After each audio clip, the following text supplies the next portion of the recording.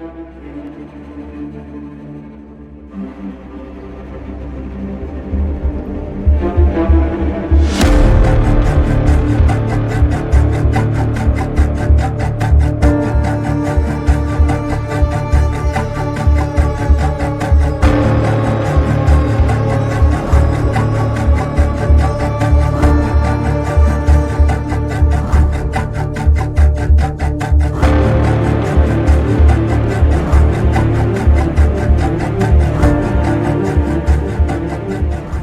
disappearance of Nicola Bulley gripped the nation. Intense public interest, wall-to-wall media coverage, and an investigation that raised more questions than answers. In this special episode, we pull together 4 distinct voices.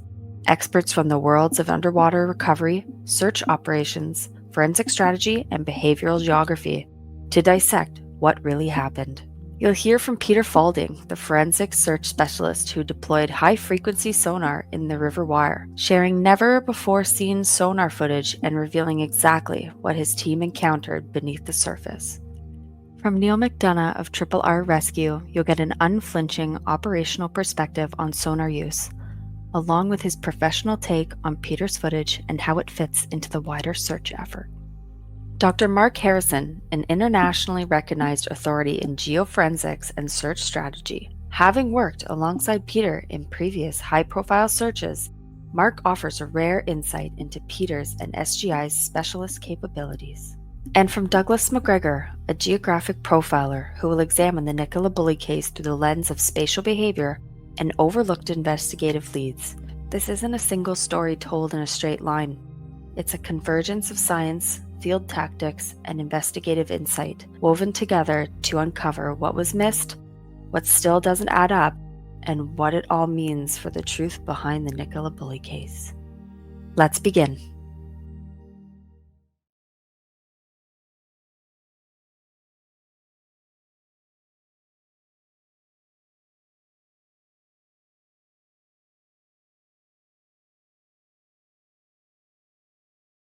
The disappearance of Nicola Bulley gripped the UK and the world. Beyond the human tragedy, it became a case study in search strategy, leadership, and the ripple effects of policing decisions. In this episode, we'll look at what happened on the water, the timeline of the investigation, why a crime scene was never established, and how those choices shaped both the search and the reputation of those involved. Can't find her in the next 3 or 4 days in this river. If she's not here, then I'm confident she's not in this stretch of river. I'd be very confident of that. So, Peter, at what point did you enter the Nicola Bulley case, and who brought you into the case? Okay, I was contacted by Paul, the partner of Nicola Bulley. Paul contacted me on the Sunday to say, would it be possible to come and assist in the search? And I said, we can, but we can't just come along and barge into a police operation. So we need their permission. I'm used to working alongside the police, not against the police. We got a call from the police. I got a call from the police search advisor to say, can come up. And when are you likely to be here? I said, well, tomorrow my team will leave this afternoon with all the equipment, and I will fly up by helicopter in the morning. And the team arrived on site. I got there about 10 o'clock in the morning on the Monday, the 6th. I was picked up from Emma White's farm, and I was greeted by a couple of police officers there and said, when we get to the scene, there'll be a lot of media. As we went down, he tasked us with searching downriver towards Cartford Bridge, down towards the sea, which is a long way, many miles away. And as we went down, we could see the bottom of the river. It's so shallow and very clear. So any body were there, apart from the sonar, which was operating anyway, we would have seen anyone laying there. The reeds were searched by the police. The sniffer dogs were there. They would have picked up body scent straight away.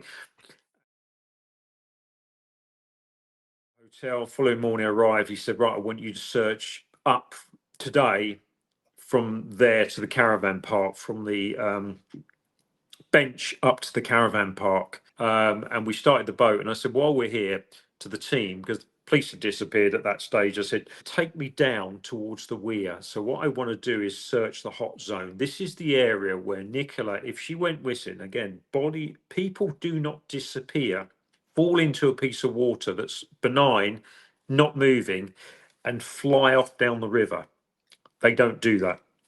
If you fall in the water and you are pushed or you're drowned, you will go to the bottom very near. You might struggle for a bit. You might try and swim a few meters where you're struggling, but you will ultimately go to the bottom and stay down until decomposition gases lift the body. And again, there's no exact science on that, how long it takes for it to come up.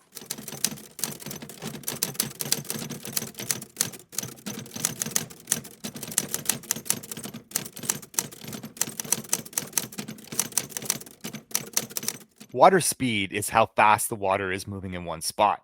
If you dropped a leaf in the river, water speed is how quickly that leaf moves past you. Flow rate is how much water is moving through the river over time. It's the amount of water passing by. The College of Policing Review states that the river current on January 27th was 3.8 meters per second. That's roughly 12.5 feet per second. The Department for Environment, Food, and Rural Affairs maintains a flow meter above the weir in the River Wyre at St. Michael's. That meter recorded a flow rate of 3.6 cubic meters per second on January 27th. It was 3.8 cubic meters per second on January 30th. Is this where they got their data? Here's the data that shows flow rates from January 25th to 31st, 2023. Anyone can calculate water current or speed, but you need special sensors to monitor and calculate flow rate. Flow rate and river current speed are not the same and cannot be equal, but they both depend on things like water depth and river width. So at what location was their data taken from?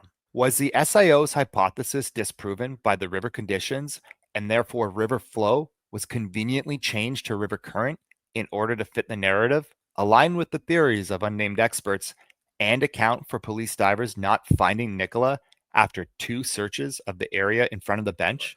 So this was a video I done of the day, and you can see the stick just not moving. And this was a few days after she went missing. You would normally find the body within that area. She could not have drifted. It would be absolutely impossible for her to drift down there. When we look at rivers flowing over weirs, studies in hydraulic engineering show that the water typically moves at around 2 meters per second. That's about 6.5 feet per second. This is a normal, expected velocity you'd see with a moderate head of water, not the extreme 12.5 feet per second figure that was mentioned in the review. In other words, while a weir does accelerate flow, the documented speeds are usually about half of that claim.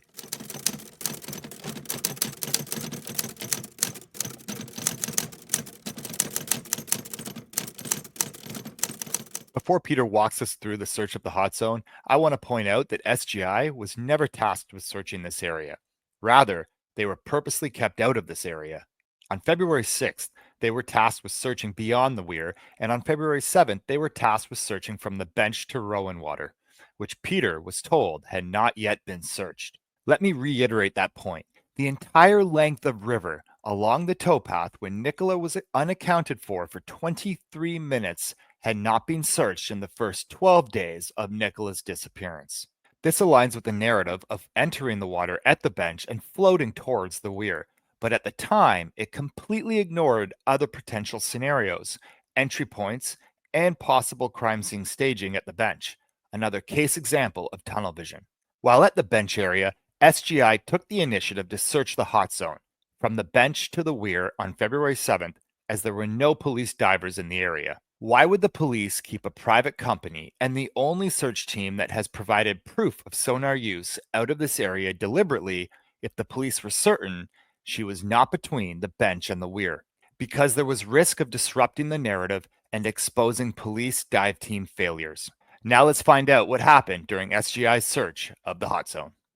We went up, and about 75 meters from the bench on a little island, I call the island, literally I got a huge target, a huge anomaly in front of me, and it looked like a pair of arms, classic sonar image of someone laying on their side with their arms out and the head jutting out at the top.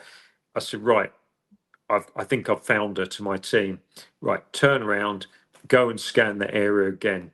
So we went back up, we got exactly the same picture again.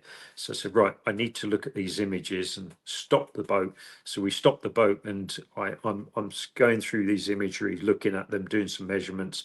I said, right, I'll call the police. We need to put a diver in. And straight away, I think this is her. So what we did, I rang the police, sent them the image. I said, I think I may have found her. It's a clear image to me. Looks like a pair of arms and legs. We need to put a diver. You're not to dive. It was very clear.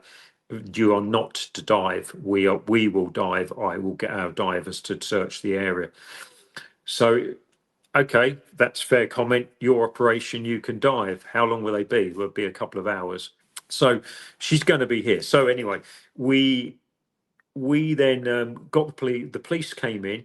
We carried on upstream to take the interest away from the media, because they said, what's going on? I said, oh no, the police divers are just doing a dive. And we didn't let on that was the only operational information that I had. So I'm not going to tell that to the media. So then we carried on up the river. I then got a phone call from my dive supervisor to say there's nothing there.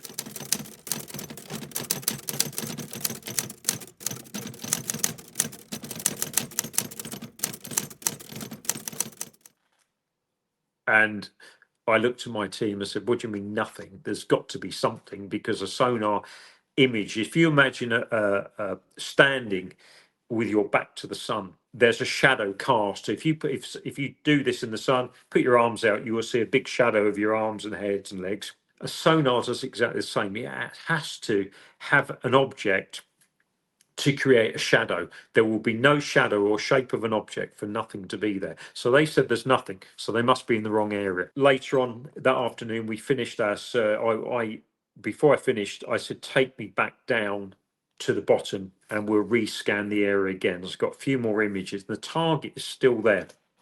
I said to my team, this isn't nothing, there's something there. On February 7th, just minutes after entering the water, Peter's team first scanned the target near the island in the designated hot zone at approximately 10:32 a.m. This image was provided to police at 10:53 a.m. Just a few hours later, around 1:20 p.m., police divers searched the marked area and stated they found nothing. Later that afternoon, at approximately 4:30 p.m., Peter rescanned the area, this time passing closer to the bank, and captured this image. Notice there is no ground disturbance, which you would expect if the anomaly had been properly searched. Here's the comparison. This image shows what you would expect to see if the police had thoroughly investigated the spot. Now, the College of Policing later stated that this anomaly was in fact a tree. Here is an image of the tree that was located closer to the bench. But if the anomaly was in fact a tree and the area had truly been searched, you would expect two things. First, visible ground disturbance as shown in this image, and second, the shadow of the object would shift as the tree was moved during the search. Therefore, the sonar shadow would be noticeably different from when it was first scanned in the morning and when it was rescanned in the afternoon. As you can see, in both the morning and afternoon scans, the shadow remains identical. That consistency raises serious questions about whether the area was investigated in the way official reports suggest. And in one page, it said the police search advisor said it was some of the most murky water they've ever searched. Yet the police diver in his part of the report said it's the most crystal clear water I've ever dived in. In the Nicola Bulley investigation, police divers carried out all underwater searches in the hot zone, between the bench and the weir. On February 7th, a diver entered the water to investigate the sonar target identified by Peter Faulding. The diver later told the College of Policing with confidence, "I am 100% sure there was no body in that part of the water at that time. It is not very often I dive in such an unobstructed body of water with such a flat bottom and with visibility." If the riverbed was as flat and unobstructed as described, then every anomaly should have been logged, catalogued, and ruled out. A body, if present, would have stood out. And yet, investigators maintain that Nicola could not have been anywhere else except within this very stretch of water. Adding to the confusion, the police search advisor leading operations described the same section of river as being really dark, contradicting the diver's account of visibility and conditions. And I was really baffled by this whole situation. So I went back. As I got out the boat for that day, I said something might not's right. Something is not right here to my team, and I got suddenly grabbed by one of the media. Said, "Hi Peter, how's it going?" I said, "Well, you know, categorically state there's nothing else, nothing in this river because the police divers just told me, and you grow up to trust the police, so the police have said there's nothing there." And I sort of believe the diver, thinking maybe I'm wrong, maybe there is, but there's definitely something there, but maybe it's not the body. I can sort of give a guarantee that there's nothing in this part from the bench down to the weir. When Peter Faulding told the media that there was no body in the river, those words would go on to define how the public remembered his role in the Nicola Bulley investigation. But if we look at it from his perspective, what he actually said and why makes the situation very different. That sounds like a bold claim, but Faulding has always been clear. He wasn't making that statement in isolation.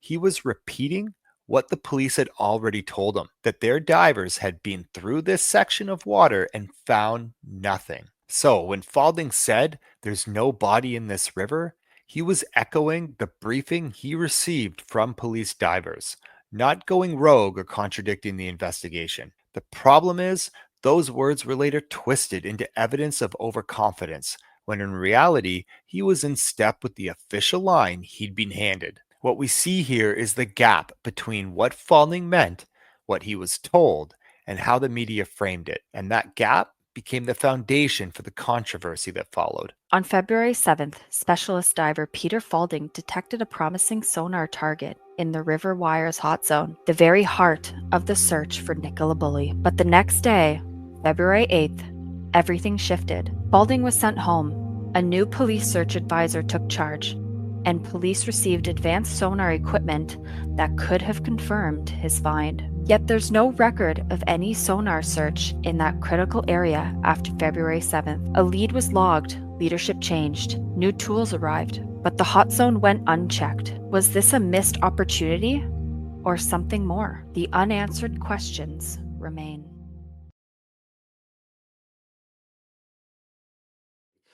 So the following morning, I went up to the police search advisor, different one, and said, what we want to do is I want to search that area again, rescan the target, because I'm not quite sure about this. He said, you're going home today. You're not searching that area. And it was very hostile. And I thought to myself, something just not right here all the way along.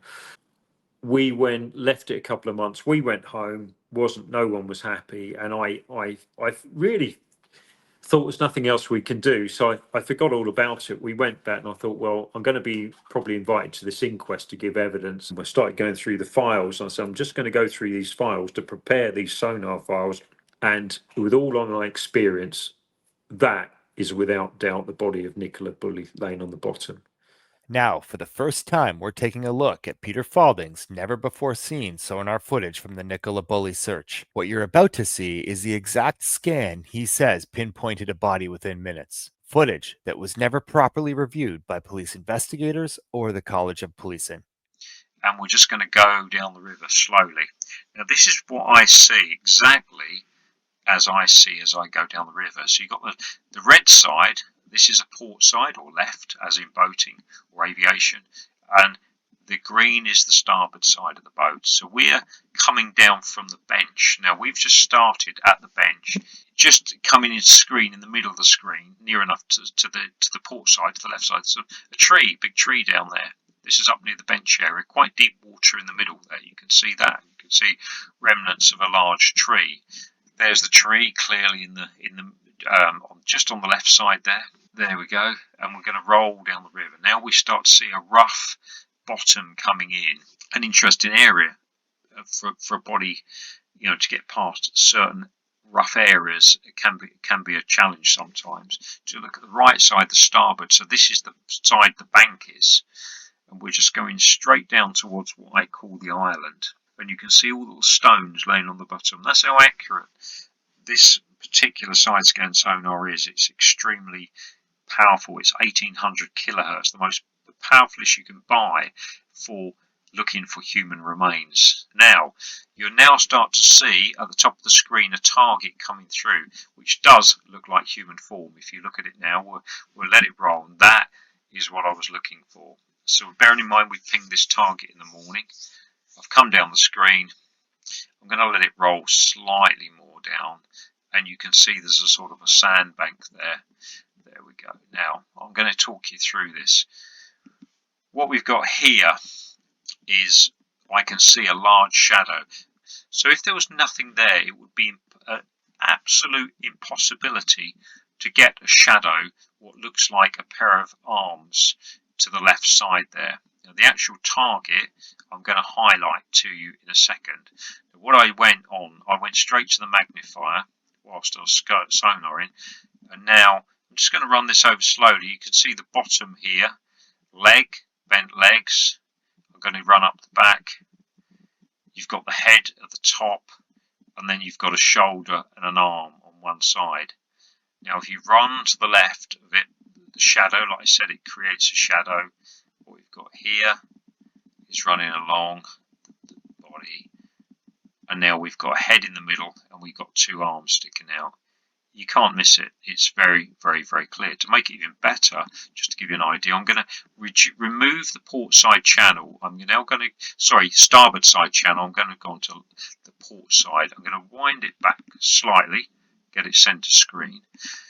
And now we can do that again. We can actually put the magnifier over. There you go. You can see the bottom, bent knees, running up the back, up to the head. There'll be people say, "Oh, this isn't a photo. This is a sonar image." So please, it's a sonar picture. So we've got to remember that.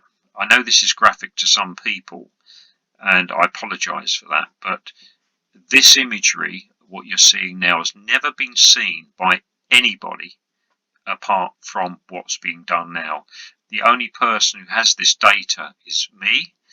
And the College of Policing never asked for this data to show to their experts. They made a simple judgment on a PDF image. Now, I'm an expert on this. I could not tell you without measuring and doing other things with this that it was it took human form or not. They said in their statement that they spoke to experts and it said it didn't appear to be a human form, but there was no questions asked further than that, and that's very, very important here. So you can do other tools here. You can take a length, you can do a rough length, and what you can do there, you can run that down, and you can look at the top of the screen, and you've got about 0.9 to a meter there to the back end, to the head. Then what you've got there is you've got the crook of the leg. There you go, to coming out there. But bearing in mind this is only about 0.3. And then you've got another one which should add up to around about 1.65 meters. So, but bearing in mind this is a sonar image, don't expect it to be 1 to the millimeter. Please bear that in mind. But it's very accurate. Now, what we're doing, we're looking for a lady who's missing in an area of the bench. This is 75 meters down from the bench. I searched the lower part of the river over the weir. There was no sign, and so did the police. There was nothing down there. The river's too shallow, and if Nicola had been down there, she would have been found at the beginning, because as the tide goes out, as it ebbs out, it gets extremely shallow. And even if she was in the reeds, the human remains dogs would have found her down there. There's no way, because on day one she could have got over that weir, because it would be impossible to get over the weir without an extreme high tide coming up over the weir, which we'll talk about. So we can measure. So that's the one good thing. The chance of a tree branch looking like a body within 75 meters of the bench in the hot zone in the same dimensions as Nicola is impossible. And what we've got to bear in mind, this is within 75 metres where Nicola went missing.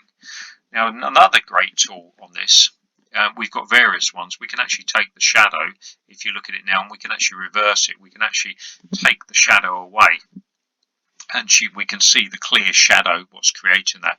Obviously, the higher the sonar image, the shorter the shadow, and so on. It's a bit like standing a torch behind you at night. Try it, get a lamp, crouch down on the floor and watch the shape and length of the shadows get longer and shorter. It's exactly the same principle. I'm going to put that shadow back now. I'm going to do an interesting sort of experiment here. I'm going to go into the settings and I'm going to play with colours. What I said, there's lots of things. Now, bearing in mind, the experts never had access to any of this data. They've never seen it, never asked for it. And I'd like to know who them experts were. We need to find out who they are. So if we're going to go down, I quite like the pink colour, to be honest, when I'm looking at this. And if I apply that, now let's give us a nice clear image. Now what I'm going to do now, I'm going to put the area tool. I like the area tool. It's a really cool bit of kit. So now bearing in mind, I've got a mouse. It's not a stencil. It's not a pen I'm using or a proper mouse. This is on my laptop. So I'm just going to start clicking around the shape of what we've got here. Just watch this. Just to give you an idea of what we can do. It's a slow process. Now, please bear with me. I'm not an artist. I'm just showing you the shape. I'm following, with my expertise, the shape of what we've got on the sonar image, the shadow. Okay, and I'm clearing, going around there. I'm just going to follow it up. Just going to take it up around the shape of what we've got here. What you can clearly see. There we go. I'm going to take it in there. And we're going up to where the shoulder is. I'm going to take up the shoulder, the arms. There we go. Just a rough sketch around. It's all I need to be. I don't need to be an artist to do this. I just need to be accurate as I can, bearing in mind I'm clicking around this with a mouse, not a paintbrush or anything like that. So there we go, we do that. But this is the magic. Then I just double click. Now, if you look at that shape, if you look at the crime pictures you see on TV, you know, Kojak films, when they chalk around a body, I can get closer than that. I can get a lot more accurate than that, and I've done that previously when I've had lots of time to do this. But if you look at that, that does not look like a tree branch. That does not look like nothing, but that looks like a human body laying in a prone position on its right side. And as I've said before, I strongly believe this is the body of Nicola Bulley. So the area around the bench was searched 3 times, and the 3rd time was in response, direct response to the report of his suspicions. The College of Policing's own review describes police divers searching the water in front of the bench on January 27th, January 30th, January 31st, February 1st, February 2nd, and again on February 7th after Peter Faulding's sonar find. 6 separate dives, 5 of them before SGI arrived. That means their public account underreports the true number of dives by at least half. Whether this is a case of compressing multiple dives into fewer search events for simplicity, or a selective presentation of the record, the difference is significant. The review's own detailed timeline contradicts the official soundbite, raising questions about how the search effort has been portrayed.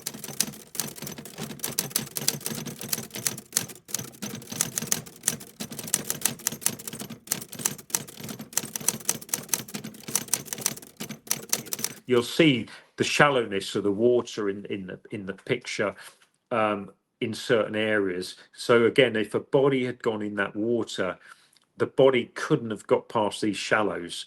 Impossible, with no flow on the water. So you can see there, you can see the corner where the bench was. You can see the top right hand picture shows the depth of the water at the bottom of the bank. And the bottom right hand picture shows as you go around the bend towards the weir down from the bench, she couldn't have got past there. The water's not moving, so absolutely impossible. And on the day, I've spoke to many witnesses, they said the water was hardly any different on that particular day as well. Police divers had repeatedly searched the stretch of the River Wire from the bench area to Nicola Bulley's eventual recovery location, yet found nothing on multiple occasions. According to the police's own narrative, if Nicola had entered the water at the bench and never left it, she could not have been anywhere else but along that searched section, meaning she must have been in an area they had already examined. This raises the logical question. If she was missed in those earlier sweeps, is it not equally plausible that she was missed again on February 7th, even when Peter Faulding's sonar suggested a potential target? The only other possibility is that she was not yet in the water. And there was a video done by a police officer. Again, this is meant to be independent, and it was one of the divers, PC Thackeray, put a video out, and it was one-dimensional, so it was filmed from a GoPro, and he said Nicola would have fallen into this water that's moving at this speed, and he was paddling himself down the river. And bearing in mind, he's alive and he's in a dry suit, so it's acting like a life jacket. So he's floating. Dead bodies do not float. I can tell you that now. And he's paddling himself down the river, forcing himself to move along. And I remember him saying that where I found the anomaly, which I believe to be Nicola, he said we searched up river, but near the bench. On another day, we searched further down, and then we searched up to this island. And I think on a subsequent day, I think you don't think you know if you've searched an area. We search further down. But there's another part of this which I forgot to mention. What I need to mention is because eventually Nicola was found in the tidal section, in the river, by a member of the public or a guy called Jason Rothwell. That was where she was originally found. So you've got to think about, you've got an upper area of benign river, non-tidal, and then it goes over a weir. Now, even if she'd gone over the weir the first day, there's a pile of rocks the other side of the weir. She would have landed on the weir. So in the College of Policing report, they say they took advice from experts. Now, Nicola was laying there by the island. And again, there's no exact science when a body bloats. So it depends on there's no exact science anywhere. So it depends what clothing, your body makeup, your body fat and everything else. We dealt with a body in Thames Valley that took 3 months to surface. So it can vary. Some can come up within 6 days, and it depends on water temperature. So Nicola was laying there, and it says this in the College of Policing report. They said on the 18th and 19th, we took advice from the experts around water flow, and they suggested around that time would be the time the body would float when there was a exceptionally high tide, which obviously a spring tide, comes up over the weir, flooded the top section of the river. And they said when it flooded over the weir would have lifted her body.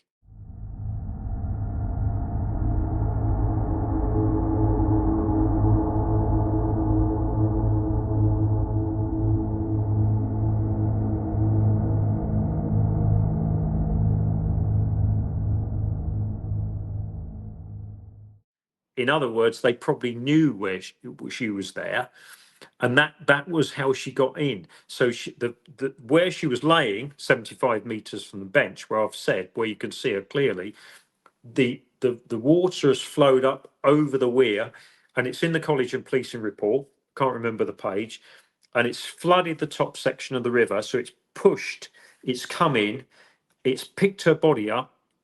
She's slightly buoyant because she's decomposed.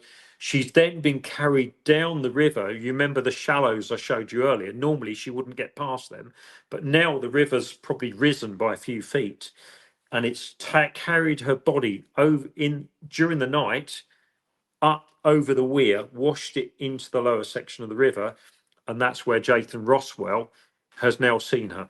And we did find, and I think this is very important, as the Commissioner said in his opening comments, that nothing could have been done that we saw that would have led to Nicola's body being found sooner. So yeah, my name is Neil McDonough. I'm a scuba diving instructor, technical rescue specialist, water safety provider, and a side scan sonar operator also.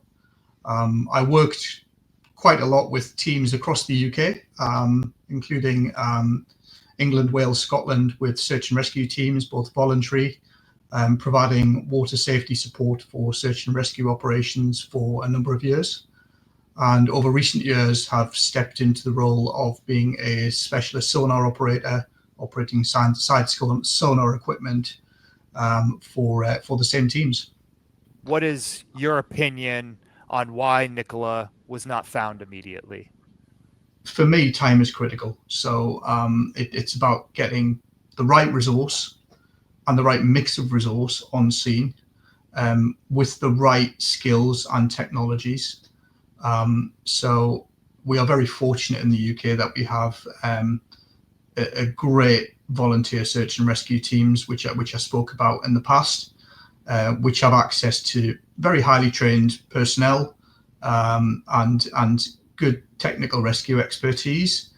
But what lacks at the moment, I think, is the time and speed, particularly in fast-moving water courses, to get subsurface teams on scene and essentially review or scan, in this case, the subsurface area.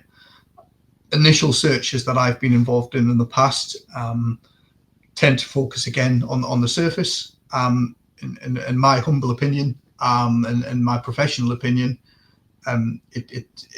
there needs to be more focus subsurface, absolutely, which I think may have prolonged certainly the time it's taking to recover. There's also the limitations in terms of technology. Now, again, I can't speak specifically for the teams which were on site for this search, but limitations in terms of technology or lack of it early on in the search. So what type of technology are being used? And I'm not just talking about the likes of side scan sonar here, I'm talking about a multitude of resources.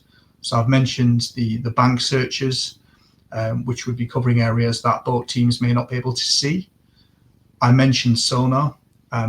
We also work with canines or cadaver dogs, which are very highly specialized dogs which detect drowning victims and often clear areas very, very quickly by being placed onto a boat. And I think having all of that technology and that capability on scene quickly and at the right times and the right numbers is critical to ensuring hopefully a quick resolution, which is what everyone would want. But making sure that mix of resources and that skill set is the right skill set, because too much, and it's a case of too many cooks sometimes, can spoil the broth. But in this case, I know there are a multitude of teams, but was it the right resource? I don't know. I'm sure there is room for improvement. One option never fully explored was containment nets. These could have been stretched across key points of the wire, above the weir, near bends, and at choke points, turning the river into controlled search sectors. Just as a land grid search clears terrain methodically, river nets ensure nothing drifts past each line. Experts even advised police that the high tide on February 18th and 19th would be critical. Nets could have been installed in advance, monitored, and almost certainly would have meant that the police, not Jason Rothwell, a psychic, found Nicola first. This approach isn't hypothetical. It's outlined in Swiftwater Body Recovery, a 2018 publication by Dr. Steve Glassy, written while he was an associate lecturer at the University of Lancashire. By contrast, the absence of containment on the wire left the search wide open. It fueled speculation, created doubt, and ironically, gave investigators a buffer. With no nets, mistakes blurred into the natural complexity of the river. Had containment been used, the search might have been shorter, cleaner, and far less controversial. Backwards and forwards, but there was no sign of any anomaly in that river anywhere. The only anomaly we got was measuring exactly the same size as Nicola Bulley, with the head, the back, the arms, the legs, was 75 metres from the bench.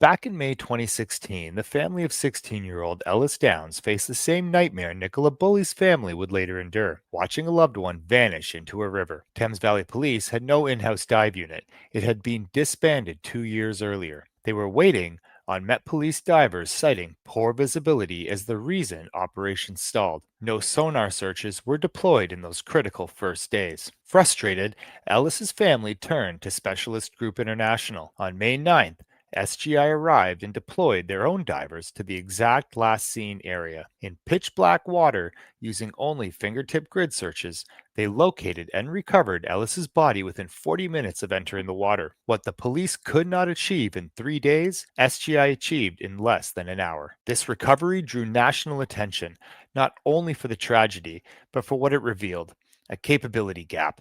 Thames Valley Police had no immediate underwater search resource.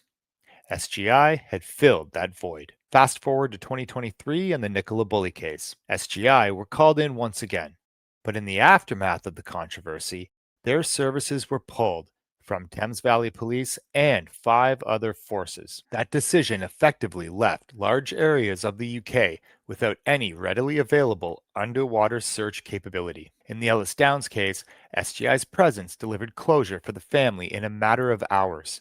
Without them, a family may be left waiting days or longer for specialist divers to arrive.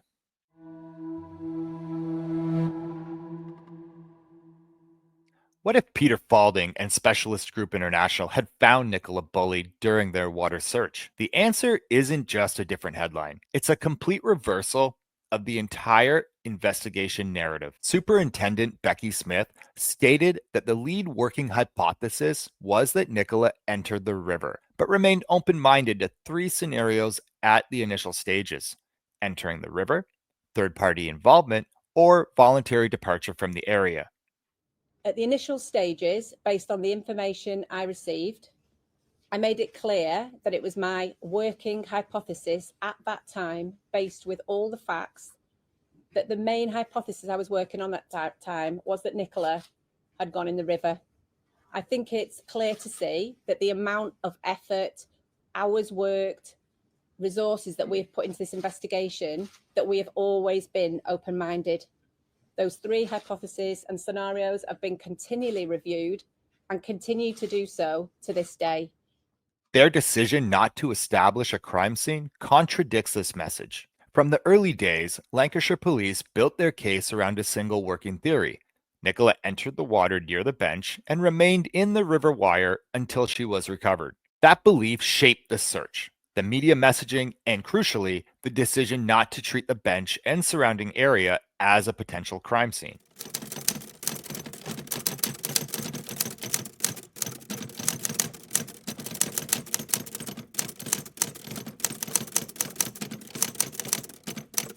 With regards to the investigation, it was 3 days before a senior investigating officer was allocated to the case, so there was no preservation of the scene in terms of it being potentially forensically useful and all of that.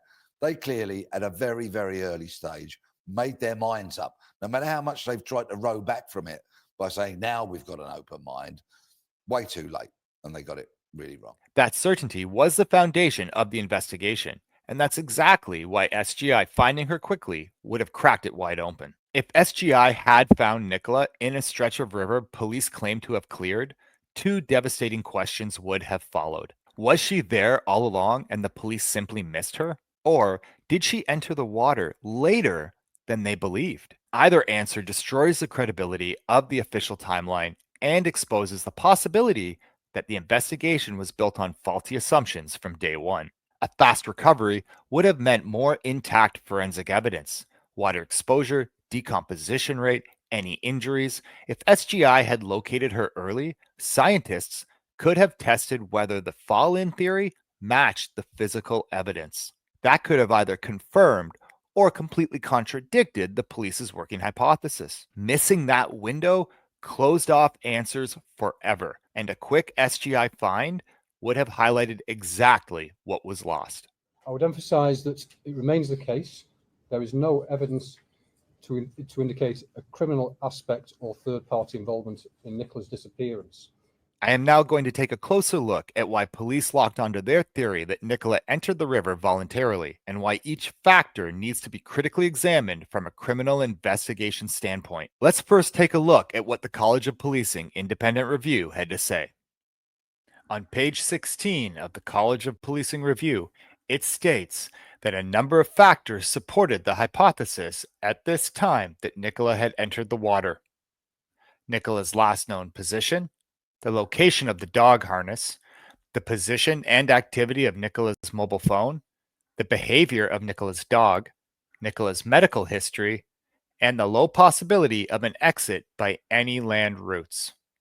First, Nicola's last known position. She was seen walking her dog near the bench on the river wire. Her phone and the dog's harness were found there, suggesting she had been at the water's edge before vanishing. But here are the issues. First, Nicola's place last seen was roughly 250 meters from the bench. Last known position can be indicated by personal items or environmental disturbances, but is almost always circumstantial. All search and rescue teams know this. Second, the last known position is a starting point, not a conclusion. It establishes where she was, not why she disappeared. A criminal approach would have preserved this as a possible abduction or struggle site from minute one. Instead, the scene wasn't secured, weakening any potential forensic evidence.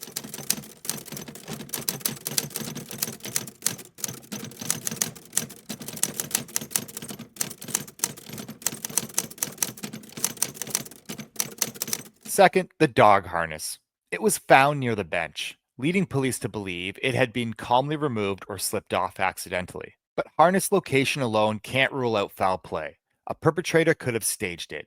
From a forensic perspective, the harness should have been treated as trace evidence, tested for DNA, fibers, and transfer patterns. Instead, its placement became circumstantial proof of an accident. Next, the phone. It was left on the bench, still connected to a work team's call. Police assume that meant a calm, voluntary moment. But a phone left behind can signal many scenarios: accident, abduction, even staging. A criminal investigation would treat it as neutral evidence until examined for prints, environmental trace, and bench disturbance. Without an immediate cordon, its placement and location data tells us little, except for suggesting Nicola's last known position. Then there's Willow's behavior.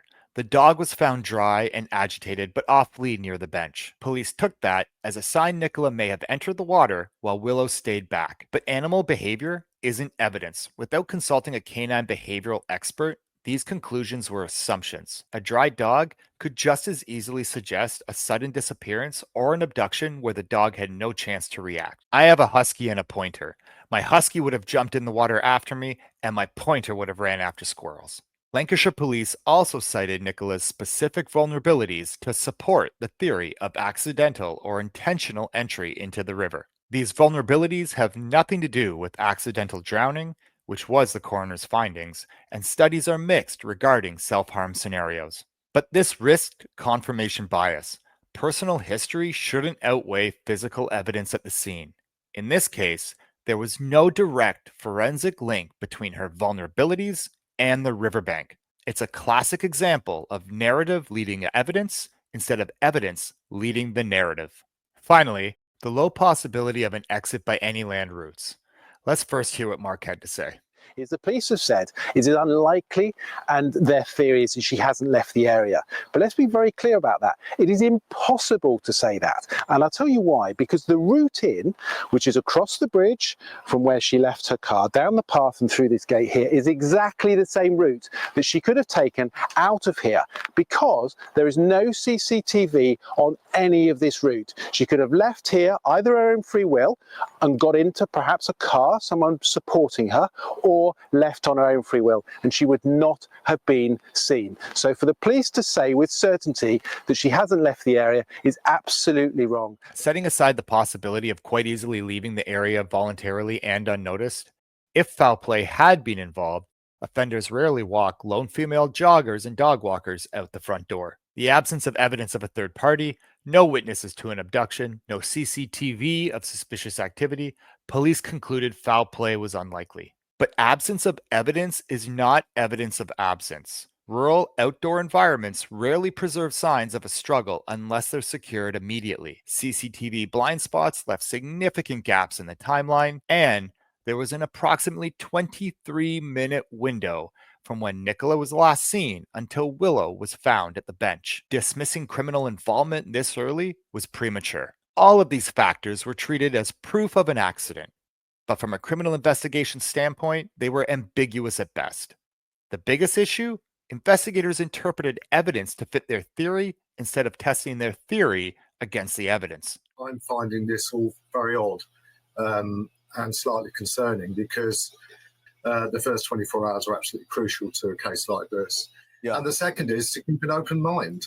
And to hear the police say that this is a tragic accident, on what we've got in the public domain at the moment, I cannot understand that statement. With Nicola, there's 7 different hypotheses. Only one of them is she fell in the river. So I am very confused by this, and I feel for the family because you try and keep the publicity up, you try and keep hope up by exploring every angle, every line of inquiry. And what the police need to do now is explain why they've shut 8 of those 6 out of those 7 nights of inquiry down. I cannot believe that you've got senior officers saying this is clearly a tragic accident. There is a lot to suggest this could have been an unexpected attack or a kidnap of a lady distracted on her phone and with a dog. And don't forget, the dog was found dry and out of its harness, both of which are unusual if she's fallen in the river. I have dogs. If I fell in the river, my dogs would jump in with me. Now, imagine for a moment that the conclusion in the Nicola Bulley case was not accidental drowning, but murder. Now ask yourself, what would have happened to the police investigation and to the people in charge? From the very beginning, the investigation was built around one assumption, that Nicola had fallen into the river. The bench, her phone, her dog, everything was interpreted through that single lens. But in a homicide scenario, that early decision would become catastrophic. The moment a murder determination was announced, the headlines would write themselves. The bench and surrounding fields were never secured. Civilians and officers walked through what would now be a potential crime scene. Any trace evidence gone in the first 24 hours. The fallout inside Lancashire Constabulary would be brutal. Resignations and forced removals would follow. The public outrage would be unprecedented. In a case that had already captured national attention, the idea that a killer walked free while police searched the wrong place would destroy trust. Nicola's family would almost certainly sue the force for negligence, and every future missing persons case would be viewed through this lens of failure.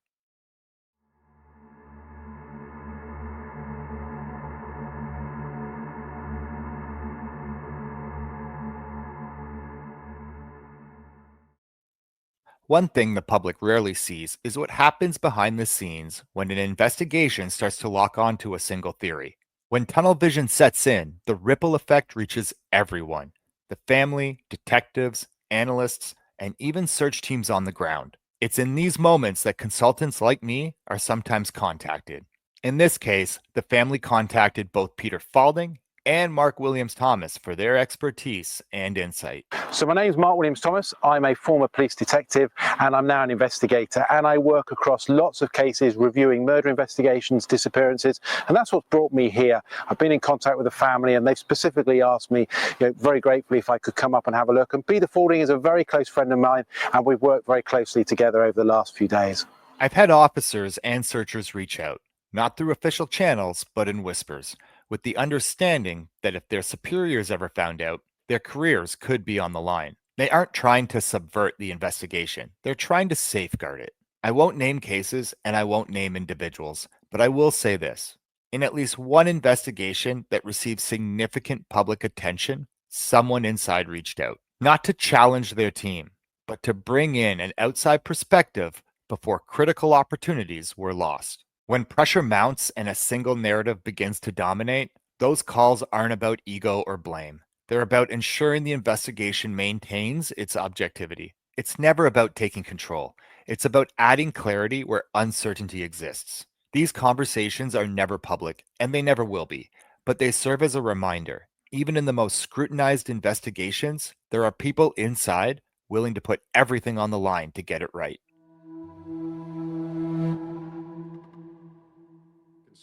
And then, and this was the next interesting bit, I then got a call from Sky News to say to me, we've been asked to go to a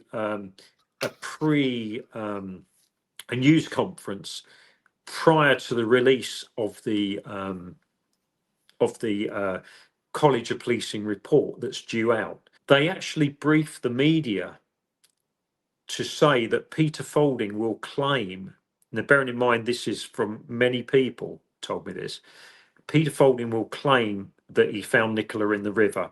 From a Freedom of Information document dated 26 January 2024, we now know that just before the publication of the College of Policing's independent review, a private press briefing was held. During this session, journalists were shown 2 sonar scan images said to relate to the Nicola Bulley case. These slides were displayed on a strictly non-reportable basis. Reporters were instructed not to take photos or screenshots. The press was told that Peter Faulding would later claim these images showed Nicola Bulley underwater. Yet the images themselves were never made public. The College of Policing refused to release them under Freedom of Information, citing Section 38 of the Act, which protects against disclosure likely to cause harm or distress. The review team specifically noted that publishing these sonar images could cause undue distress to Nicola's family. Instead, they allowed only this controlled, non-reportable showing to members of the press. This means journalists had access to material that Nicola's own family never saw released publicly, and the wider public was kept in the dark. This wasn't just about briefing the media. It was about shaping the story before the review was even released. By showing journalists sonar images and hinting that Peter Faulding would insist they showed Nicola underwater, the press was deliberately positioned to see him as the likely scapegoat. Hi, Adrian from National World the report is highly critical of independent dive expert Peter Faulding, who appears forced his way into the centre of the investigation and caused ultimately inevitable distress to the family. How on earth was that allowed to happen, and what will be done in future to prevent this kind of individual from disrupting the investigation in this way? So I'd make a mild correction, if I might, to your opening statement. So we're not highly critical. We factually lay out the impact of that independent dive expert in the search. Framing Peter as the convenient scapegoat wasn't left to chance. Behind the scenes, the College of Policing also moved to formally prepare for the fallout. Less than 3 weeks before the review was made public, Peter Faulding received a letter that gave him virtually no time to respond. In that letter, the review team acknowledged that police divers had searched the anomaly flagged in Peter's sonar image and found nothing. Government and academic experts also reviewed the scans and judged them to have a very low certainty of being a human body. Yet, the same letter admitted that Nicola's family had been shown the images and that they were quite upset by them. If the images were, as later described, simply tree branches or nothing, why would they have caused the family such distress? The letter also made clear that its purpose was to alert Peter to criticism that could be inferred from the review's publication. It stated, "The review team does not directly criticize your actions, but others may infer criticism." But when you turn to the review itself, the contradictions are obvious. So while the letter gave him a token opportunity to respond, the timing ensured he could not meaningfully correct the record before the review was published. In practice, he was notified too late to defend himself, while the review's criticisms became the public story. I've been doing this an awful long time, and that's why I get called in by the police, and that's why we're highly credible. But this operation was a first class, I would say in English language, first class stitch up to I become the single point of blame. As Laura Richards said, I become the fall guy for this whole operation. Today we'll see the publication of the College of Policing's review into our handling of the Nicola Bulley missing person investigation. First and foremost, on behalf of myself and the constabulary, I want to say that our thoughts are with Nicky's family at what must be a very difficult time. I hope by reading that report that Nicola's family can see that we did everything we could do to bring Nicola home to them. The report highlights excellent practice when it comes to the response to the incident, to the investigation, to the searches, and to the support that was given to Nicola's family. It also highlights the competence, the compassion, and the commitment of our staff involved in this extensive inquiry. When you read through the College of Policing's review, one detail stands out immediately. Peter Faulding wasn't just mentioned in passing, he had an entire section dedicated solely to him. Across the review, Faulding's name appears 58 times, and his company, Specialist Group International, is referenced another 30 times. Think about that. In a national review that was supposed to assess an entire police investigation, one independent diver and his team were singled out again and again. The sheer volume of references shows just how much the narrative revolved around Faulding, raising serious questions about whether he was being evaluated or scapegoated. And that focus on Peter Faulding doesn't stop with how often his name appears. It goes deeper. The review specifically pulled in his sonar imagery, the very PDF stills he provided to police. But instead of considering the live data, unnamed experts were asked to judge those frozen images after the fact. Their conclusion? That it was unlikely the target was a body. Yet that judgment came without context, without the live sonar feed, and from experts who remain anonymous.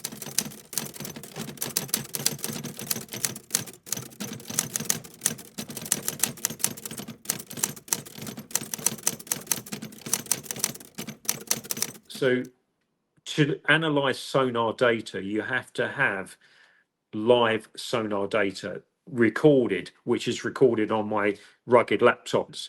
No so-called experts, and I want to make this very clear, nameless experts have never ever seen the live data.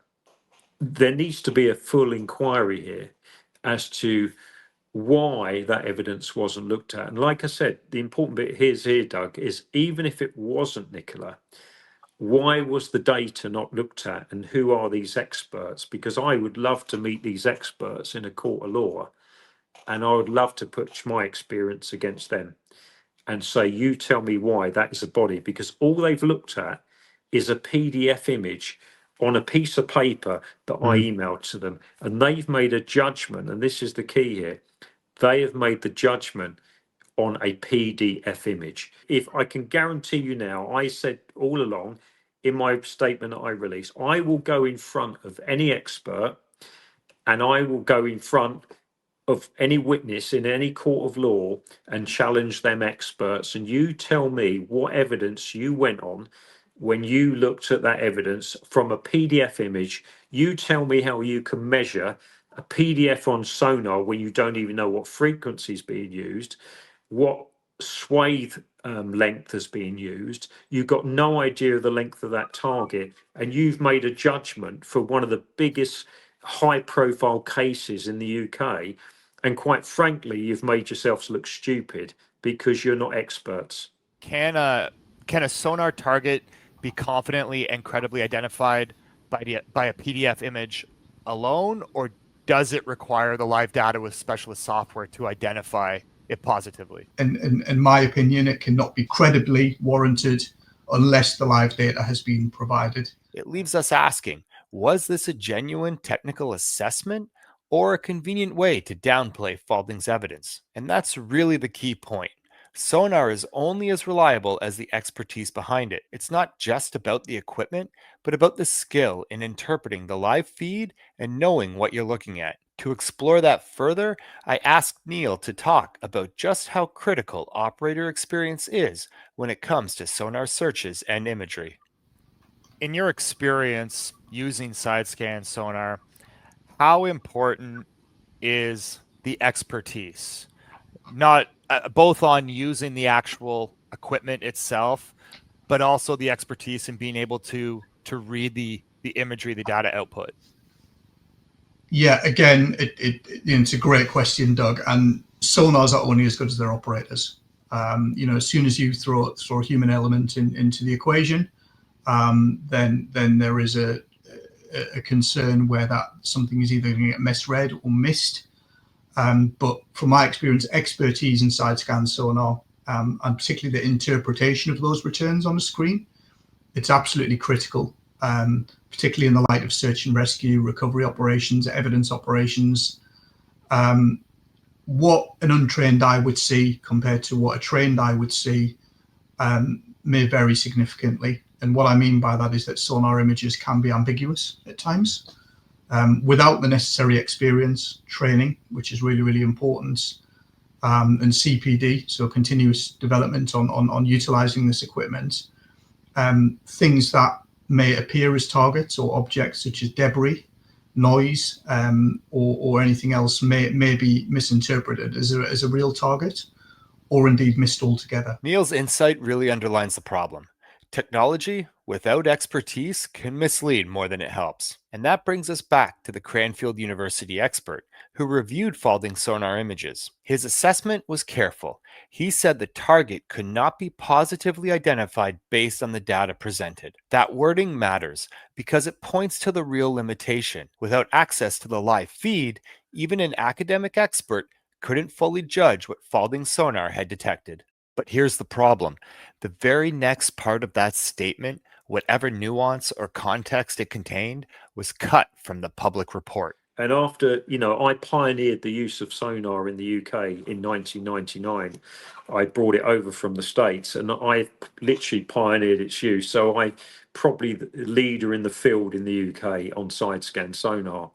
I'm not talking about Navy, I'm talking about in forensic search. I was the first ever to use it for forensic search in the UK. If sonar imagery or data is going to be reviewed in a forensic search scenario, would you want somebody that specializes in that application of sonar to review it? They need to, one, have experience working in forensic cases, and secondly, they need to be able to utilize the live data to attest what their synopsis or their conclusion is. And I would always recommend that is done before any assumptions are made. And I would like to see anyone who makes a conclusion on some information, one, to name themselves and their experience and their background in utilizing this equipment, but more importantly, clearly stating any assumptions and the level of information that has been used, whether that is a static image or it's the live data, is absolutely critical, because without that, you can't really credibly give information as to what you're looking at, whether it is credible or not. When the College of Policing Review refers to independent experts, it never defines who these individuals are or what their expertise in sonar actually is. Were they specialists in military sonar applications, marine biology, or fisheries in the animal world? Each of those fields uses sonar differently with very different training and objectives. Without clarity, the term expert becomes vague.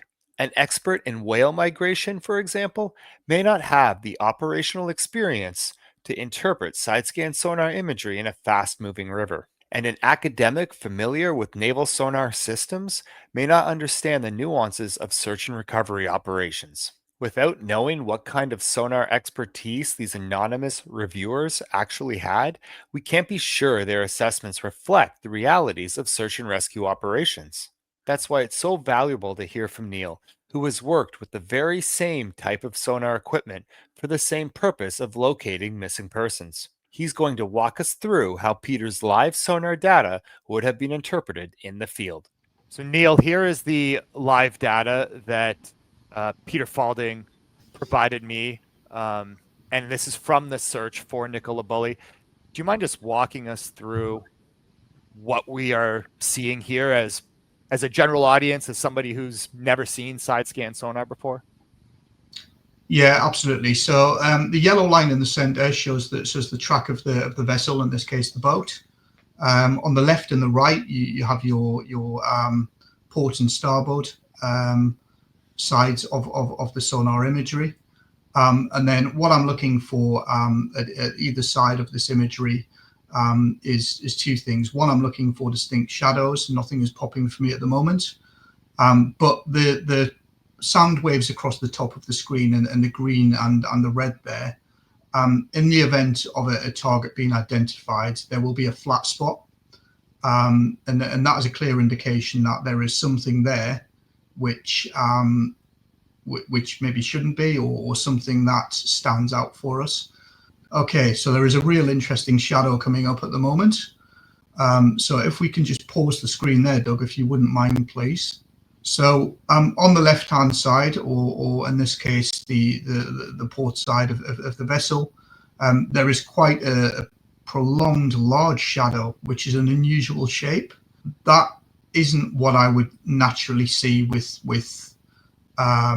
natural features. So, you know, tree branches or you know, or any kind of vegetation.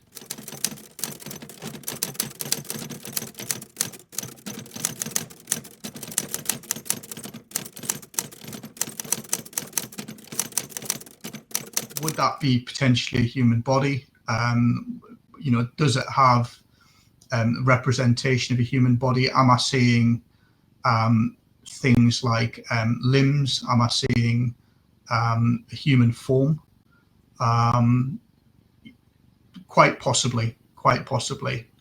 Obviously, now that we've got the live footage, it's really accurate with the software that would be available to me at this time to determine size of that object. So I could put a line on that and measure it. If that matched the height of the individual which we were looking for, then it would quite possibly, you know, almost undoubtedly be a credible target for me. The other thing I'm seeing, which is becoming more apparent, and unfortunately I don't have access to Zoom at the moment, I'm not sure if it's anything that you've got, but I'm seeing what would appear, I would zoom in and maybe change the frequency in the background color, but I'm seeing, starting at the furthest south point, I'm seeing a what looks like to be a buttocks heading up to a lower back, heading up to what looks to be almost a torso. Head is very vague, but I'm maybe seeing the front of the head, which is coming to view for me at the moment. But then as I look more closely, and again, this is maybe where a color palette change would be supportive to define this even further, I'm seeing legs in almost a crouched or a semi-crouched position. It would certainly, in my experience from recovering multiple bodies, it would certainly appear to take the shape of human form. But if we could possibly change the color palette just to see if we could make that image stand out, fantastic. So this would be very similar to what I would be doing both on the boat and following the initial search. Again, there is the clear shadow, that the shadow is not removed, fantastic. But that form that I'm seeing, starting off where you are with the head and moving down the lower back at the moment onto the buttocks, and then moving around onto the thighs, and then down towards, not quite as visible, but certainly apparent, what look to be the legs. Yeah, so it looks like the operator at the moment is doing an outline of what they are seeing. So we are coming to the front of the torso at the moment, heading up to the arms. Again, not really as clear, but certainly something is outstretched, which would be indicative of the arms, and then leading up to what appears to be the head, exactly as the operator has done there. It's the same practice, standard practice that certainly I would utilize and my team would utilize. Yeah, it's a credible target as far as I'm concerned. I guess the next steps in this would be that we would expect a subsurface team, maybe a diver, to go in and review this, and again confirm this target. But but absolutely, in my mind, and based on the evidence and the information I've got in front of me at this point in time, that certainly appears to take the form of a human. Now, looking at the live data of the anomaly Peter claims to be Nicola, what is your expert opinion in detail? Yeah, so I think in detail, on multiple passes, on looking at the imagery, on changing the color palette, all of the key things that I would expect to see, both in terms of the shadow, in terms of the shape, the size of the object, or the target, and the density, which is represented by the bright yellow stroke white color that we're seeing on the screen at the moment. All of those things are ticking for me, and this is a mental process I go through sometimes in a matter of seconds as I'm reviewing an image. Any 4 or 5 of those key parameters that tick or raise a green light for me would be certainly a target that I would say, look, this something's not right here. It needs further investigation. But based on my years of experience with being firstly trained in this technology and having operated in a live environment, that is representative to me of being human form. Yeah. Can I go back to Peter Faulding? He says now that within 6 minutes of his first search around the bench area, that he found it with body. He showed you his sonar images. What's your response to that? So the area around the bench was searched 3 times, and the 3rd time was in response, direct response to the report of his suspicions. We have shown as part of the review the images of Peter Faulding's images from that area at that time, and 2 independent experts have said that it's unlikely that was a body. So I don't think there's credibility to that claim. Unlikely, but you can't. Highly unlikely. It's in the report. Are there any other questions? I mean, I do think it's important to clarify this. The area was searched immediately after that report, and there was nothing there. Can a sonar target be nothing? And can you have a shadow if nothing is there? So I think to answer that question, a shadow on a sonar means there's an area where the sonar has not returned a signal, or it didn't bounce back to the towfish in this case. The reason for that, the sound waves have been blocked by an object. So the blocked area will then show up a target as a shadow. The presence of that shadow, in turn, will indicate that there's something there. It's very rare, well, in fact, unheard of. A shadow means that something's there. It's a law of physics. So, no, absolutely not. So, can a sonar target be nothing? It can be absolutely not be a live target, or it cannot be a person. It might be something else. But a target and a sonar image means that something is categorically there without a shadow of a doubt.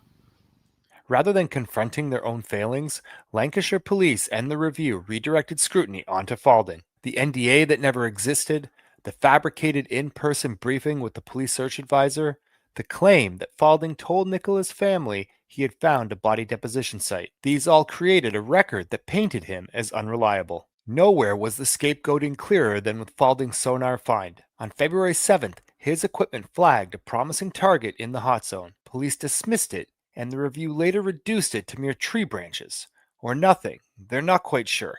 But by denying the significance of that anomaly, Faulding wasn't credited for raising the lead. He was painted as the man who misled. The find itself became the tool to make him the scapegoat. The consequences went even further. Following the inquiry, Faulding was struck off the National Crime Agency's list of approved experts. We, at the earliest stage of recognising there were issues around the drawdown of expert advisors on a list held by the National Crime Agency, we escalated that concern to the head of the National Crime Agency, who's undertaking a review. I understand that that dive expert is no longer on the NCA list of expert advisors. Officially, the statement claimed he had been on the NCA list since 2008, but that too was inaccurate. Peter was first placed on the database back in 2001 when Mark Harrison was around, but in those days it wasn't the NCA list, it was the National Crime Faculty, or NCF. Then it changed to the National Crime and Operations Faculty, then the Serious Organized Crime Agency, and eventually it became the NCA. So in the review, it said he was on the NCA list since 2008.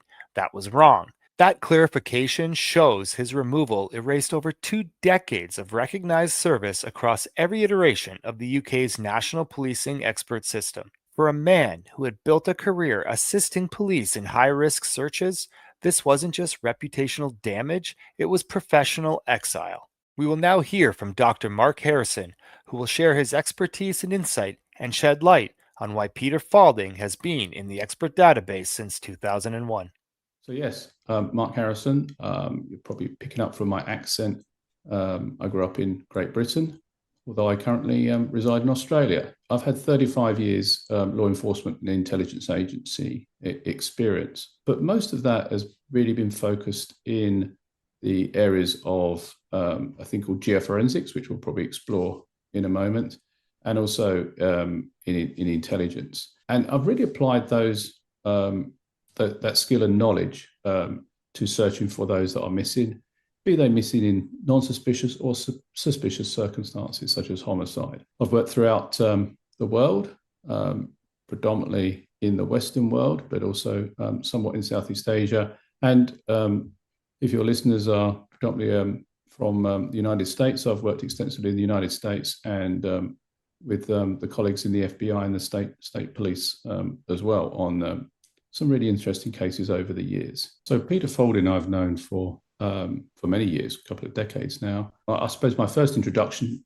to Peter was when I was appointed by the British Police Service as their first national search advisor. So Peter is renowned and leads in 2 areas. He leads in the areas of marine search and marine sonar, but also helping to recover environmental protesters that may have locked themselves onto certain areas or certain platforms, and the police wouldn't have the necessary skills to extricate them safely. So Peter and his colleagues in the company would fulfill that role. So that's how I became to know Mr. Faulding and Specialist Group International. One of the clearest themes running through the College of Policing Review is an effort to downplay the role of Specialist Group International. The document repeatedly stresses that the police already had all the tools they needed, stating that further support was not required and that the dive team had appropriate sonar equipment. Yet, if that was truly the case, why did the police suddenly acquire superior sonar technology on February 8th, just one day after Peter Faulding detected his target? And to this day, none of the police sonar imagery from the search for Nicola has ever been made public. Let's now hear from Dr. Harrison about how SGI can in fact augment police capabilities, bringing added layers of specialist expertise and technology that strengthen rather than replace what law enforcement can provide on their own. Where SGI is concerned, clearly they are able to augment the services that exist within the police service.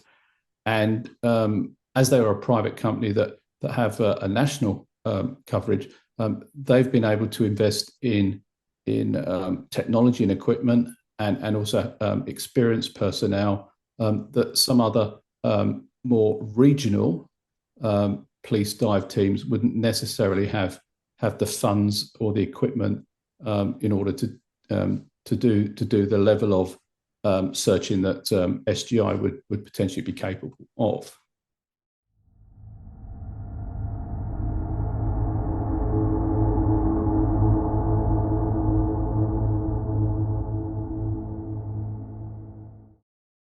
Now that Dr. Harrison has outlined how SGI can augment police capabilities, it's important to look at the other side of the equation. In this high-profile search, SGI were left to operate largely on their own, without the structures, oversight, and support that should have been in place. Let's turn to the challenges they faced working independently, beginning with one of the most overlooked failures, the absence of a press officer. With no one on scene managing the media, journalists roamed the riverside freely, risking contamination of what could have been a crime scene. This lack of oversight created pressure on both Nicola's family and Specialist Group International, who were left to navigate the media spotlight without professional guidance. And his interactions with the media weren't coordinated with constabulary media releases, and it certainly led to complications and challenges for the force. The College of Policing review makes clear how damaging this vacuum was. As news media, we needed more communication from the police. A vacuum was created, in which stepped the social media commentators, family members, and friends. It would have been very helpful if there had been a press officer at the bench, where family and friends were essentially holding daily informal press briefings. In the vacuum, the family friend became the press officer. The same review also noted that a void in the media reporting had been created and was being filled outside of policing, notably by Mr. Faulding. A suitable representative from Lancashire Constabulary with the necessary search expertise and media training could not be identified. This statement is just to save face. Lancashire Constabulary could have easily assigned a two-person team made up of a press officer and a search expert. Instead, they left Faulding to update the press on search efforts and then criticized him for doing so because it didn't fit their narrative. Everywhere I went, I had a camera in my face. Whatever I did. I remember that. It was awful. I've got pictures, and my team are just saying, Pete, there's nothing you can do here. I was just surrounded by them all the time. Every time I got out of the boat, the cameras would be there. How have you got on today? And you just going, I'm tired, I'm cold. You know, we're working in February. My hands were freezing cold. And you've been out on the boat, not moving all day, just drinking tea while you're looking at the sonar screen. SGI was not brought in by the police, was not working for the police, and never signed an NDA. They were left to communicate not only their own efforts to the public, but those of the police as well. This was not just a lapse in communication, it was a critical failure that undermined the investigation, fueled speculation, and left Nicola's loved ones exposed at the very moment they most needed professional support. The absence of a press officer not only left Nicola's family and SGI exposed, it also opened the door to unchecked speculation and mounting media pressure.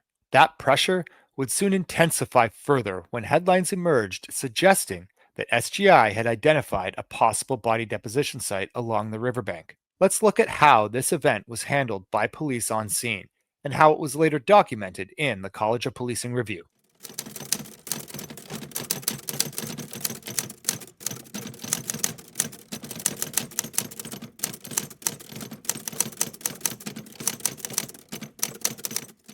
One of the most damaging allegations to come out of the College of Policing review was the claim that Peter Faulding told Nicola Bulley's family he had discovered a body deposition site. But that's not what happened. While searching the riverbank, Peter noticed reeds stacked against a tree stump and a small depression in the ground, features that, in his training, should be flagged for closer examination. He recommended the area be checked. Instead, officers told him to fill it back in and move on. Because the shoreline was never declared a crime scene, there was no obligation to preserve it. Months later, the review reframed this moment, suggesting Peter had told the family about a deposition site. He never did. What he actually said to two individuals was that he found a small hole near a stump that should be investigated. The hole you see here is far too small to be considered a body deposition site. This reframing not only undermined Peter's credibility, but also highlighted the risk of failing to secure and properly document potential evidence from the very first day. Having just looked at how the review framed the so-called stump as a potential body deposition site, let's move on to another example where the official account doesn't quite line up with what actually happened. Peter Faulding and SGI provided police divers with sonar imagery of the target near the island on February 7th. The review states that the dive team worked from the GPS coordinates provided by them, along with a marker that they had placed on the riverbank. Peter Faulding's team did place a stick on the riverbank as a discreet marker to guide police divers without drawing public or media attention, but they did not provide GPS coordinates on that day. The only time Specialist Group International sent GPS coordinates was much later, on October 27th, when Peter supplied them directly to the College of Policing for their review. This means that the college's report, published on November 21st, made a retrospective claim, suggesting GPS coordinates guided the February 7th dive, when in fact only the riverbank marker was used at the time. These may seem like minor discrepancies, but together they reveal something bigger. The review repeatedly presented details in ways that don't quite match the operational record. And when a high-profile case attracts national attention, those gaps aren't just clerical. They shape public perception, they affect how accountability is assigned, and they can shift blame away from institutions and onto individuals. It's here that the real issue emerges. Beyond the operational details, the Nicola Bulley case prompted questions about how Lancashire Constabulary handled oversight, communication, and leadership responsibility. And that brings us to the institutional changes and accountability measures that followed.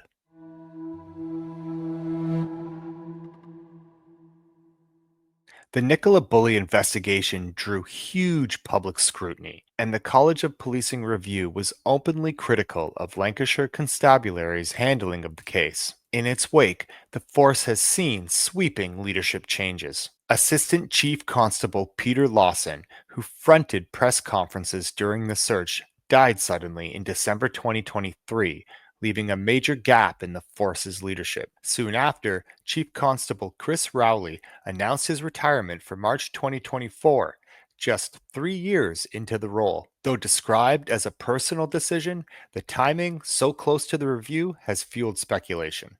And Senior Investigating Officer Rebecca Smith, the face of the inquiry, also confirmed her retirement in March 2024 after 30 years of service. In just months, the 3 senior figures most tied to Nicola's case, Lawson, Rowley, and Smith, were gone. Officially framed as personal choices as well as a tragic death, their exits raise questions about how much the fallout from the case reshaped Lancashire Police. This is more than one investigation. It shows how high-profile cases can ripple through an entire force, altering public trust and the careers of those at the top. There are also many areas of this case where Lancashire Constabulary represented the very best of policing, with the search and investigation being well resourced, professionally conducted, and calling upon national good practice. Andrew Snowden, Lancashire's Police and Crime Commissioner, promised answers in the Nicola Bulley case. He commissioned the College of Policing to conduct an independent review. But when that review came back with false claims, disputed facts, and reputational damage, Snowden didn't challenge it, he accepted it. As PCC, Snowden is not a detective. His job is not to search rivers or direct investigations. His mandate is accountability. He is elected to hold Lancashire Constabulary to account, to represent the public, and to ensure transparency when confidence in policing is at risk. When criticism of the Bulley investigation reached boiling point, Snowden commissioned the College of Policing to step in and review how the case was handled. On paper, that was the right move, an independent assessment to restore trust. But when the College of Policing delivered its report, it wasn't the impartial document many expected. The review falsely claimed that Peter Faulding, head of Specialist Group International, signed an NDA with police. He didn't. It suggested briefings took place that never happened, and it misrepresented what private experts said and did during the search. These weren't minor errors. They were reputationally damaging, especially to Faulding and his team. And once published, those claims spread into headlines and public debate. Snowden had one responsibility: to scrutinize the review before endorsing it, to ask, are these claims accurate? Do they stand up to evidence? Could this unfairly damage trust in experts or mislead the public? Instead, Snowden accepted the review at face value. He stood at the press conference, presenting it as the authoritative account, despite its inaccuracies. He legitimized a flawed document, allowing misinformation to stand unchallenged. This is where the accountability gap opens wide. A PCC doesn't write the review, but they are the gatekeeper. They commission it, they frame it, and they decide how it is received publicly. By failing to question or correct its inaccuracies, Snowden effectively passed the responsibility back onto the very system he was meant to oversee. And in doing so, he failed to protect public trust in policing at the very moment it mattered most. Andrew Snowden's role as Police and Crime Commissioner highlights the political oversight of this case. But oversight only works if it's grounded in clear standards. That's where the College of Policing's own Code of Ethics comes in. The code isn't just a guideline on paper, it's meant to be the benchmark for honesty, integrity, accountability, and openness in policing.